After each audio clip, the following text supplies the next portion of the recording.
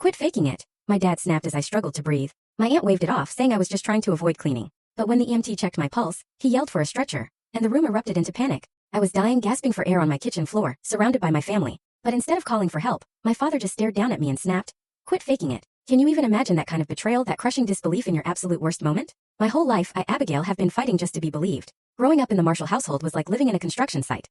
Rigid rules, no room for excuses, and absolutely no tolerance for weakness. My dad, Frank Marshall, was this towering figure, a man whose voice could carry across a work zone, and who definitely wasn't someone you complained to. Anytime I got sick or hurt, it wasn't met with sympathy, but with suspicion. I mean, when I was 7 and broke my wrist falling out of our oak tree, he made me wash the dishes first. The doctor later told him I was lucky there wasn't permanent damage from the delay. That set the tone for everything. My pain, my experiences, they just didn't matter. My mom died when I was 4, and maybe that explains some of his harshness, but it never ever excused it. She was our shield, the one who buffered us from his unfiltered judgment. Without her, we were completely exposed. And then there was Aunt Martha, my dad's sister. Perfectly coiffed hair, always arriving with a backhanded compliment disguised as concern. "Are you sure you should eat that, Abigail?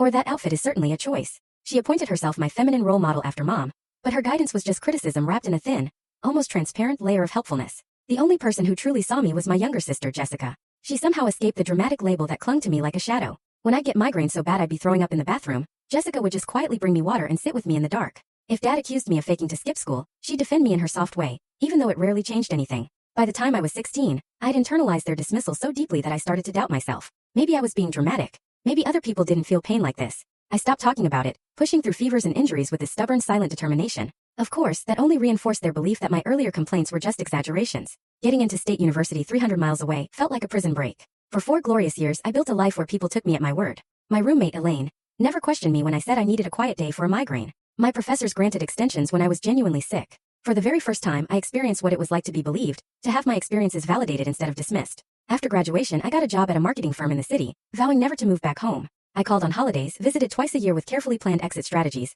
and truly built a life separate from the family that had made me doubt my own reality. Then the economy tanked. Our firm lost 3 major clients in a month, and as one of the newest hires, I was among the first let go. With student loans and city rent, my savings vanished terrifyingly fast. After 3 months of job searching with no success, I had to face the unthinkable, moving back to my hometown. Dad offered the apartment above the garage rent-free until I got back on my feet. Jessica, who was now a nurse at the local hospital, seemed genuinely happy to have me closer. Even Aunt Martha muttered about connections at her country club. So swallowing my pride, I packed up my apartment and drove back to the place I had been so desperate to escape. The 4th of July celebration was this massive annual tradition for our family. All the Marshalls plus aunts, uncles, cousins would gather at our house for a barbecue and fireworks. Full story on the channel. Link below. Click now and watch what happened next.